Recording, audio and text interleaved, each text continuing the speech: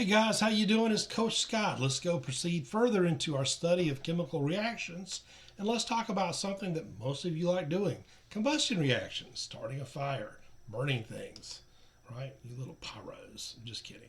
All right, so a combustion reactions, right? All right, so we have hydrocarbons, otherwise known as gasoline, other type of hydrocarbon, plastics.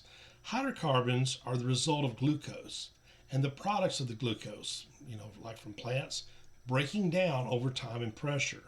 So the oxygen in glucose, C6H12O6, is removed, and the carbon and the hydrogen will form molecules with differing numbers of carbon and hydrogen. That's what makes a hydrocarbon.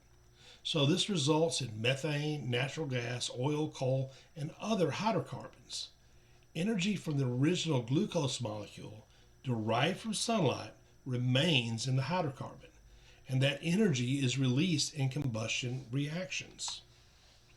Now, these are generally rapid reactions that produce a flame. They most often involve hydrocarbons reacting with oxygen in the air, which is what we're going to consider in this course. Oxygen is always one of the reactants.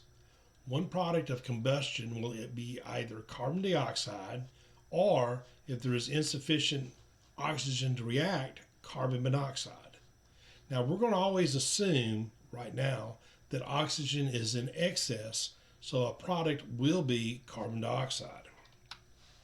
So these are some examples when there is an excess of oxygen available as a reactant. So CO2 is a product. And when we have that, notice that we burn methane, CH4, in oxygen, we're going to produce carbon dioxide and water. All right. If we're building, that's propane, C3H8, burn it in oxygen, we're going to produce, guess what? Carbon dioxide and water. So if the reactants are hydrocarbon and an oxygen, it is a combustion reaction. Usually the products will be carbon dioxide and water. So combustion reactions always take this form: CH of some sort plus so many moles of oxygen is going to yield carbon dioxide and water. So our first step, let's write a balanced combustion reaction for C4H10. Now, we're going to go through the steps on how we would balance this.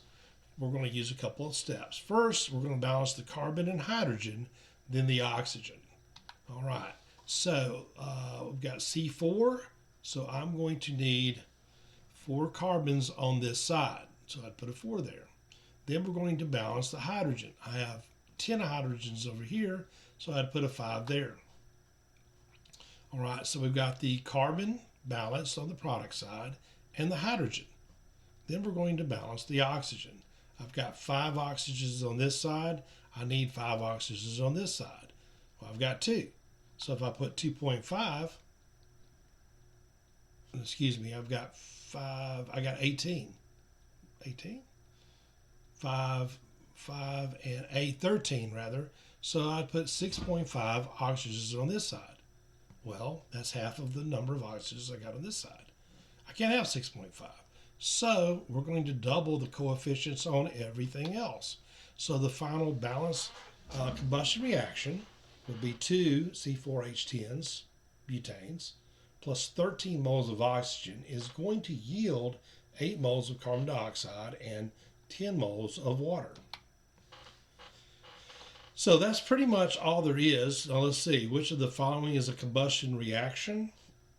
Well, we're looking for a hydrocarbon and an oxygen, and we're going to produce water and carbon dioxide. So D would be the combustion reaction. Okay, guys, combustion reactions are fun. Pretty simple. You're going to have a hydrocarbon, which is a hydrogen and a carbon. It's going to react with oxygen in the atmosphere, and you're going to produce water and carbon dioxide. That's it. And balance it. That's it. Okay, guys, this is Coach Scott saying until next time, have a great day.